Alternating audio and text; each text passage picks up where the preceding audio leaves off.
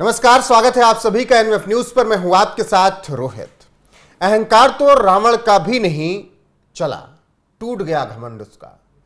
और ऐसे में अगर आप अपने साथियों को धोखा देंगे तो फिर यही कहा जाएगा कि आपने अपने अहंकार के चलते चुनाव हरवा दिया। जी हां, अब आम आदमी पार्टी सीधे सीधे कांग्रेस पर आरोप लगा रही है और कह रही है कि कांग्रेस के अहंकार की वजह से हरियाणा का चुनाव हारे, कांग्रेस के अहंकार की वजह से ही हमारी हालत खराब हुई, यानी इंडिया गठबंधन की। अब यह आरोप प्रत्यारोप का दौर शुरू है। ऐसे में आने वाले चुनाव में भी क्षेत्रीय पार्टियां अब कांग्रेस को अपने राज्य से उठाकर बाहर फेंकने की तैयारी में हैं। दिल्ली में आम आदमी पार्टी ने ऐलान कर ही दिया है कि हम आपके साथ चुनाव नहीं लड़ेंगे। यूपी उपचुनाव में अखिलेश यादव ने अभी से दांव चलना शुरू कर दिया है, लिस्ट जारी कर दी। तो अब ऐसे ही झारखंड में भी होने वाला है, महाराष्ट्र में भी होने वाला है। और कांग्रेस को सही नसीहत देने के लिए क्षेत्रीय पार्टियां तैयार हैं, जो कि इंडिया गठबंधन की साथी हैं। इसी मुद्दे पर चर्चा करेंगे किस तरीके से कांग्रेस 99 सीट लाने के बाद और कर्नाटक में सरकार बनाने के बाद अहंकारी हो गई थी, जिसका खामियाजा उसे भुगतना पड़ा हरियाणा में भी और जम्मू कश्मीर में भी। मेरे साथ मेरे सहयोगी अभिषेक त्यागी हैं। चर्चा की शुरुआत करें अभिषेक, एक बयान पहले सुना देते हैं आम आदमी पार्टी की तरफ से जो बयान आया है, जिसमें गंभीर आरोप राहुल गांधी और आम आदमी पार्टी कांग्रेस पर लगा रही है। इसको लेकर हरियाणा चुनाव में मिली हार को लेकर किस तरह से आम आदमी पार्टी देख रही है? आप लोगों ने हरियाणा की सभी सीटों पर चुनाव लड़ा, लेकिन रिजल्ट्स आपके फेवर में नहीं आए। क्या कहेंगे कांग्रेस पार्टी एक बार फिर अब कंप्लेंट? देखिए, हमारी पूरी भरसक प्रयत्न थी कि बीजेपी की विदाई करें। इंडिया गठबंधन का सदस्य होने के नाते हरियाणा में गठबंधन का लास्ट समय तक हमने इंतजार किया। आज कांग्रेस पार्टी कोई दोष लगाती रहे, कोई आत्ममंथन करती रहे, परंतु वो इतने अहंकार में नहीं आते तो आज हरियाणा में कांग्रेस की सरकार होती। आरोप लगाते रहिए आप ईवीएम पर, और अगर आप इतने अहंकार में ना होते तो आप चुनाव जीत चुके होते, ऐसा आम आदमी पार्टी के हरियाणा चीफ सुशील गुप्ता कह रहे हैं अपने सहयोगियों को, इंडिया अलायंस को। जी हां, भले अलग अलग चुनाव लड़ा था लेकिन केंद्र में सहयोगी थे। अभिषेक जी, जिस तरीके से अब खुद के सहयोगी कांग्रेस के खिलाफ उतर गए हैं और कह रहे हैं अहंकार में डूबी है राहुल गांधी और खड़गे की ये पार्टी, उस पर आप क्या सोचते हैं? देखिए, मैं तो रोहित इसको देखता हूं सबसे पहले चोर चोर मोसेरे भाई, दोनों एक जैसे हैं। क्योंकि ना तो कम आम आदमी पार्टी है, बातें बेशक बड़ी बड़ी करे, लेकिन आम आदमी पार्टी की भी जड़ कितनी मजबूत है। हरियाणा में सीटें कितनी आम आदमी पार्टी ने हासिल किया। अगर सुशील गुप्ता इस बात को बोल रहे हैं कि हम अगर कांग्रेस के साथ होते तो बीजेपी को हरा देते, अपनी सरकार बना लेते, कितनी सीटें आम आदमी पार्टी ने अपने दम पर हासिल की। सबसे पहली बात तो अभिषेक जी, इसमें कारण यह है कि 39% के आसपास दोनों कांग्रेस और बीजेपी को वोट मिले हैं। पॉइंट में कुछ अंतर है। बिल्कुल। और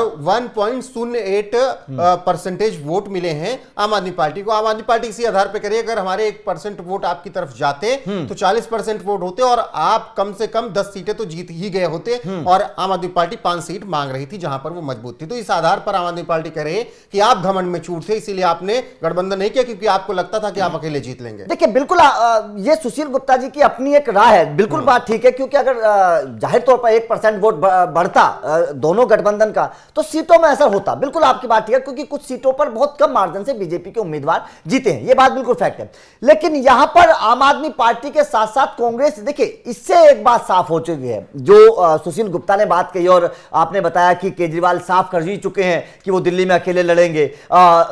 यूपी की बात आप बताए, यूपी में तो खैर कांग्रेस का बिल्कुल जनाधार नहीं है। मैं तो बोलता हूं कि 1-1.5%, 2% वोट कांग्रेस को मिलता होगा यूपी में। लेकिन अगर हम बात हरियाणा के चुनाव की करें तो हरियाणा में यह बात बिल्कुल सही है कि कांग्रेस का अहंकार ले डूबा है। अब यह बात हम आम आदमी पार्टी के लिहाज से अगर देखें तो भी ठीक है, क्योंकि आम आदमी पार्टी को उन्होंने साफ मना कर दिया था। कांग्रेस को लग रहा था चुनाव से पहले कि हम अपने दम पर, अकेले अपने दम पर चुनाव जीत लेंगे। कांग्रेस को लग रहा था, यह घमंडी है, क्योंकि कांग्रेस को ऐसा लग रहा था कि जो मुद्दे हैं, जवान किसान का जो मुद्दा उठा के कांग्रेस आगे चल रही थी, कांग्रेस को ऐसा लग रहा था कि शायद इसका फायदा होगा। जो लोगों को गुमराह करने की कांग्रेस कोशिश कर रही थी, कांग्रेस को लग रहा था कि आप अपने दम पर सरकार बना लीजिए, आप आम आदमी पार्टी को अपने साथ मत मिलाइए, आम आदमी पार्टी को मिलाओगे तो उनको कुछ देना पड़ेगा अगर सरकार बन गई बिल्कुल, आपकी। और 5 सीटें मांग ही रही थी आम आदमी पार्टी। और कांग्रेस की फितरत में है अभिषेक जी कि जहां पर उसको लगता है कि वो थोड़े से भी मजबूत हैं और चुनाव निकाल सकते हैं, वहां पर अपने साथियों के लिए ताला लगा देते हैं कि भाई नो एंट्री, आपको हम साथ नहीं लेके जाएंगे। रोहित, अहंकार के साथ साथ धोखेबाज भी है कांग्रेस। अहंकार के साथ साथ अहंकार तो है ही है कि भाई हम जीत जाएंगे, अपने दम पर जीत जाएंगे,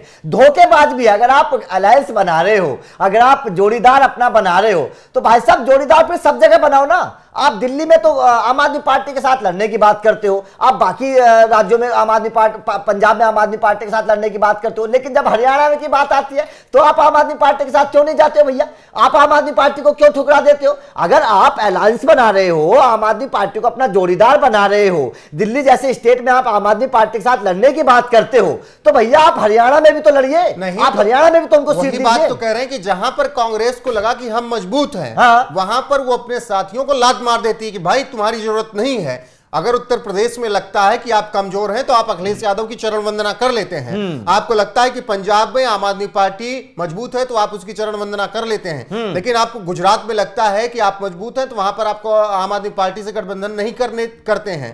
फिर भले स्थितियां ऐसी बनती हैं कि आम आदमी पार्टी आपके लिए मुसीबत वहां पर खड़ी कर देती है। आप फिर कर्नाटक में मजबूत होते हो तो वहां पर आप किसी का साथ नहीं लेते हो।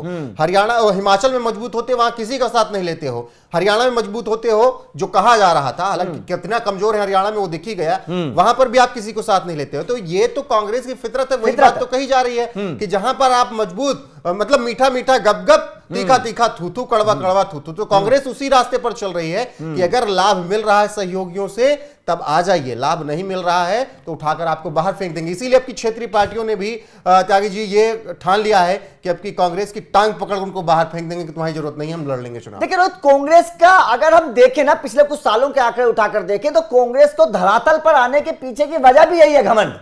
उनको ऐसा लगता है, देखिए कांग्रेस ने अलायंस बनाया, इंडिया अलायंस बनाया, क्या कांग्रेस ने ये अपने मुंह से कहा कि कोई दूसरा आदमी हमारा पीएम का चेहरा होगा? नहीं। अरे इसीलिए तो नीतीश कुमार को छोड़ के जाना पड़ा भाई। बिल्कुल। जब संयोजक पे मुद्दा नहीं बन पा रहा था तो पीएम की बात छोड़ दीजिए।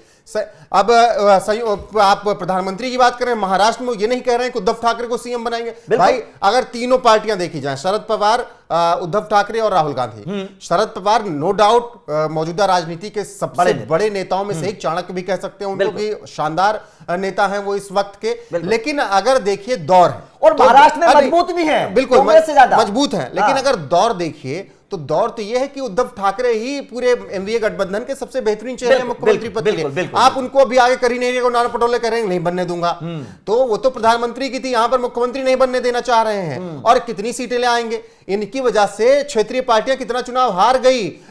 याद कीजिए, तेजस्वी यादव अगर आज विपक्ष में बैठे हैं, तेजस्वी यादव आगे सत्ता में नहीं है, तो उसमें सबसे बड़ा योगदान कांग्रेस का है। 70 सीटें अगर आरजेडी ने उस दिन ना दी होती इनको चुनाव लड़ने के लिए, 30 भी सीट दी होती, तो तेजस्वी यादव आज मुख्यमंत्री होते बिहार के। तो इन्होंने तो बेड़ा गर्क किया अपनी पार्टियों का। अब वही पार्टियां इनको जीवंत कर रही हैं, तो उन्हीं से किनारा कर ले रहे हैं जहां पर यही तो बात है ना। कांग्रेस के साथ क्या है, कांग्रेस अपने पुराने दौर में जी रही है। कांग्रेस को लगता है कि तुम सर्वे सर्वा हो, तुमसे ऊपर कोई नहीं है। क्षेत्रीय पार्टियों को कमजोर समझते हैं, लेकिन कांग्रेस को यह नहीं पता है कि देश में जनाधार अभी उसी दौर में जी रहे हैं त्यागी जी। ये अपने अभी प्रधानों के ही दौर में जी रहे हैं कि हमारा प्रधान, हमारा मुखिया जो हमारी विचारधारा का होता था वो हमें चुनाव आराम से जिता देता था। मैं अपने यहाँ का बताऊं, आज के बस 10 साल पीछे जाएंगे। 10 साल पीछे प्रधान जी निकलते थे, आके बताते थे कि भैया पंजाब वोट देना, सीधे सीधे पंजाब वोट देना है। वो बैठ जाते थे पोलिंग बूथ के बाहर, पर्ची पकड़ा, दूसरी बूथ ही नहीं लगती थी, दूसरा कौन चुनाव चिन्ह किसी को पता ही नहीं था, सब एक तरफ से वोट डाल के चले आते थे। जब ये पिताजी के दौर तक की बात बता रहा हूं, जब वहां से हम लोग आगे बढ़े तो हमने कहा कि तुम कौन होते हो भाई बताने वाले, हम जिसको मन करेंगे उसको वोट देंगे। लेकिन कांग्रेस अभी भी सोच रही कि हमको वही प्रधान जी जिता देंगे, वही मुखिया जिता देंगे, हमको वही सरपंच जिता देंगे। भाई चुनाव का दौर बदल चुका है, लोगों का माइंडसेट बदल चुका है। बिल्कुल देखिए सही बात है, और कांग्रेस को ये चीजें बदलनी पड़ेंगी क्योंकि वैसे तो जनाधार वैसे भी खत्म हो चुका है। कांग्रेस को केवल इस 127-28 दिन में समझ लेना होगा, 4 जून से लेकर 8 अक्टूबर के बीच समझ लेना होगा। आपने जितनी बातें बोली उन बातों को लोकसभा चुनाव में लोगों ने माना। उस वक्त भी हमने कहा कि जो गुस्सा था वो निकल गया 4 जून को नतीजों में। अब कांग्रेस की सच्चाई लोगों को पता चल गई है कि कांग्रेस क्या कहना चाहती है। आप क्या कहते हो कि महंगाई है? आप सबको पता है कि महंगाई आपके भी टाइम पे थी, इनकी भी टाइम पे है, आप फिर आओगे तो महंगाई रहनी है। देखिए बात सारी क्या है ना, इसके पीछे का जो सबसे बड़ा अगर हम निकालें बात, तो ये बात है कि कांग्रेस नहीं चाहती कि राहुल गांधी के ऊपर कोई हो। सबसे पहली बात तो ये है, क्योंकि कांग्रेस चाहते हैं कि राहुल गांधी हमारे सर्वे सर्वा रहें। नंबर एक बात। उसके पीछे का कारण यह है कि कल को मान लीजिए, खुदा ना खास्ता, लोकतांत्रिक देश है, हाँ। चुनाव में कुछ ऐसे परिणाम आते हैं कि इंडिया अलायंस जीत जाता है, हाँ। तो क्या इसीलिए अभी से ही सब क्षेत्रीय पार्टियों को दबा के रखना? क्योंकि अगर कोई चेहरा बड़ा बन गया तो वो भी कहेगा मुझे पीएम बनना है। नहीं, कांग्रेस का आप इतिहास उठाकर देखिए रोहित, कांग्रेस ने हमेशा क्षेत्रीय पार्टियों को दबाया है। कांग्रेस का पुराना इतिहास उठाकर देखिए, कांग्रेस ने कभी क्षेत्रीय छत्रपों को पनपने नहीं दिया है। यह कांग्रेस का पुराना इतिहास है। कांग्रेस हमेशा इस तरीके से करती थी कि क्षेत्रीय पार्टियों को दबाकर रखती थी, उनको एक तरीके से अपने आप। और यही वजह है, बिल्कुल आप सही करेंगे, क्षेत्रीय पार्टियों को दबा के रखती थी, यही वजह है। आखिरी सवाल, क्या यही वजह है कि ममता बनर्जी बंगाल में कांग्रेस को पनपने नहीं दे रही हैं? क्या यही वजह है कि अखिलेश यादव ने देख लिया लेकिन अब उन्हें समझ में आ रहा है चुनाव भैया इनके भरोसे रहना सही नहीं है? क्या यही वजह है कि आम आदमी पार्टी ने दिल्ली से कह दिया कि ऐसा करो, बोरिया बिस्तर बांधो और अपना अलग चुनाव लड़ो, मुझसे बात मत करना? क्या यही वजह है कि आरजेडी आगे सोच रही कि इनका साथ नहीं लेना? देखिए, बिल्कुल आपकी बात ठीक है। आप बंगाल की बात कर लीजिए, कांग्रेस से ज्यादा मजबूत है वहां पर ममता। आप यूपी की बात कर लीजिए, कांग्रेस से ज्यादा मजबूत है वहां पर अखिलेश। आप आम आदमी पार्टी की बात कर लीजिए, आम आदमी पार्टी तो बहुत ज्यादा मजबूत है दिल्ली में कांग्रेस से। बिल्कुल आपकी बात ठीक है। कांग्रेस का देखिए, एक तो कांग्रेस का जनाधार वैसे ही कम होता जा रहा है अपनी इन हरकतों की वजह से। और मैं तो सीधा सीधा बोलता हूं, राहुल गांधी के सर पर सेहरा बांधने के लिए कांग्रेस कहीं ना कहीं राहुल गांधी को पीएम बनाने के लिए पता नहीं क्या कांग्रेस समझकर बैठी है कि राहुल गांधी को पीएम बनाना है। यह सपना कभी पूरा नहीं हो पाएगा। और राहुल गांधी के सर पर सेहरा रखने के चक्कर में कांग्रेस कहीं ना कहीं अपने जनाधार को खोती जा रही है, अपनी क्षेत्रीय पार्टियों से नाता तोड़वाती जा रही है। जो साथ मिलता जा रहा था वो साथ खत्म होता जा रहा है, केवल इसी वजह से कि राहुल गांधी को। और ये सपना कभी पूरा नहीं हो पाएगा। बिल्कुल। और जिस तरीके से अब इंडिया अलायंस के ही साथी राहुल गांधी और कांग्रेस पर सवाल खड़े करने लगे हैं और बता रहे हैं कि कांग्रेस घमंडी है और जहां वो मजबूत होती है वहां पर वो अपने साथियों को साथ नहीं लेकर चलना चाहती है, जहां पर कमजोर होती है वहां पर पकड़ने आ जाती है। अब उसका भी पूरा तरीके से पर्दाफाश उनके ही साथी कर रहे हैं। और आम आदमी पार्टी ने तो खुले तौर पर कह दिया है कि अगर हरियाणा हारे हैं तो वो कांग्रेस के घमंड की वजह से हारे हैं। आपको क्या लगता है? कमेंट करके अपनी राय जरूर बताइएगा। और आम आदमी पार्टी की तरफ से सुशील गुप्ता ने क्या कुछ कहा है, पूरा बयान उनका सुनते जाएगा।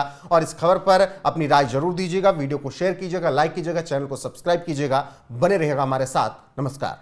इसको लेकर हरियाणा चुनाव में मिली हार को लेकर किस तरह से आम आदमी पार्टी देख रही है? आप लोगों ने हरियाणा की सभी सीटों पर चुनाव लड़ा लेकिन रिजल्ट्स आपके फेवर में नहीं आए, क्या कहेंगे? कांग्रेस पार्टी एक बार फिर अब कंप्लेंट। देखिए, हमारी पूरी भरसक प्रयत्न थी कि बीजेपी की विदाई करें। इंडिया गठबंधन का सदस्य होने के नाते हरियाणा में गठबंधन का लास्ट समय तक हमने इंतजार किया। आज कांग्रेस पार्टी कोई दोष लगाती रहे, कोई आत्ममंथन करती रहे, परंतु वो इतने अहंकार में नहीं आते तो आज हरियाणा में कांग्रेस की सरकार होती, गठबंधन की सरकार होती। और हमने कभी अनरीजनेबल या बहुत ज्यादा सीटों की मांग नहीं की। अरविंद केजरीवाल जी का कहना था कि हमारा पहला लक्ष्य बीजेपी को भगाना है, और उसी दिशा के अंदर हम लगातार काम करते रहे। जब